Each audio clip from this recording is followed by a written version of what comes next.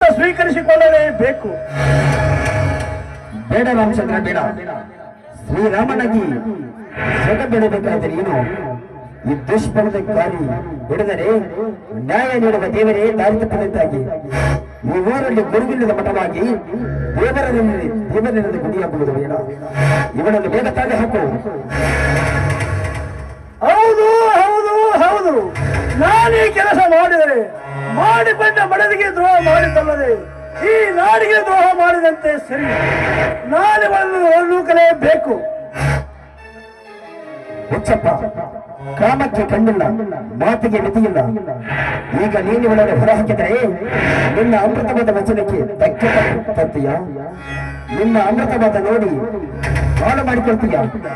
ಈ ಸಮಾಜಕ್ಕೆ ನೀನು ವಂಚನೆ ಭ್ರಷ್ಟನಾಗಿ ಹೀಯಾಳಿಸಿಕೊಳ್ತೀಯ. ಬೇಡ. ಹೌದು ಹೌದು ಹೌದು, ನಾನು ವಚನ ಭ್ರಷ್ಟನಾಗಲಾರೆ. ಪಟ್ಟ ಮಾತಿನಂತೆ ನಡೆದುಕೊಳ್ಳಲೇಬೇಕು. ನನ್ನ ವಂಶ ಧರ್ಮ ತುಂಬಿದ ವಂಶ. ಪಟ್ಟ ಮಾತಿಗೆ ತಪ್ಪಿ ನಡೆದರೆ ನನ್ನ ಧರ್ಮ ತುಂಬಿದ ಮನೆ ಹಾಳಾಗಿ ಮುಂದೆ ನನ್ನ ಮಾತಿನ ಸಿಡಿಲಿಗೆ ನನ್ನ ಪ್ರೀತಿಯ ಮುತ್ತು ಹೊಡೆಯುವುದೇ. ಹೇಳು ವಿಧಿಯೇ ಹೇಳು.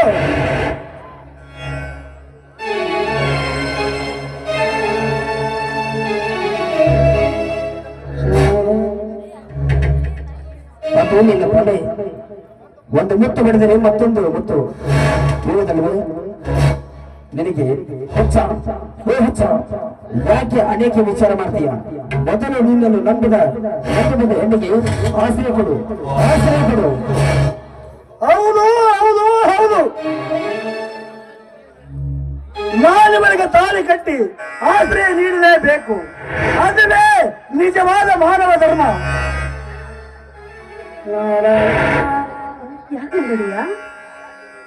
ಯಾಕೆ ನೀವು ರೀತಿ ಬಡಬಡಿಸ್ತಾ ಇದ್ದೀರಾ? ಈ ನಿಮ್ಮ ಗಂಡೆಂಬ ತಾಕತ್ತಿನ ಮುಂದೆ ಒಂದು ಹೆಣ್ಣು ಅಡೆಪಟ್ಟಿಗೆ ಯಾಕೆ ಬಂದ್ರು ನಿಮ್ಮ ಸ್ಪರ್ಶತ್ವ ಅನ್ನೋದೇ ಇಲ್ವಾ? ಮಹಾರಾಜ, ಕಾಮದಿಂದ ಮದಿಬೇರಿ ಬಂದ ಹೆಣ್ಣಿಗೆ ದುಪ್ಪಿಯಾಗಿ ಬಂದು ಚುಂಬಿಸುವ. ಆಯ್ತು, ಬಾರಂಜನ ಬಾ. ಮುಂಜಾನೆ ಈ ಮಂಜಿನಲ್ಲಿ ತೇಜು ಪುಂಜುವಿನಂತೆ ಕಾಣುವ ಈ ನಿನ್ನ ಗಲ್ಲಕ್ಕೆ ಚುಂಬಿಸಿ ಆನಂದಿಸುವೆ. ಇಂದಿನಿಂದ ನನ್ನ ಹೇಳಿದ ಹೆಂಡತಿಯಾಗಿ ಗಾಂಧರ್ವ ರೀತಿಯಲ್ಲಿ ಸ್ವೀಕರಿಸಿಕೊಳ್ಳುವೆ. ಬಾ ಎನ್ನ ಎದೆಗಪ್ಪಿ ಹಾಡಲು. ಚಂದ್ರನ ಹಿಂಬಾಲಿಸಿದೆ ತಾರಿಯಂತೆ ನಾನು ಹಿಂಬಾಲಿಸಿ ಮಿನುಗುವೆ ನಿಮ್ಮ ಬಾಳಿಗೆ ಬೆಳ್ಳಿ ಚುಕ್ಕಿಯಾಗಿ.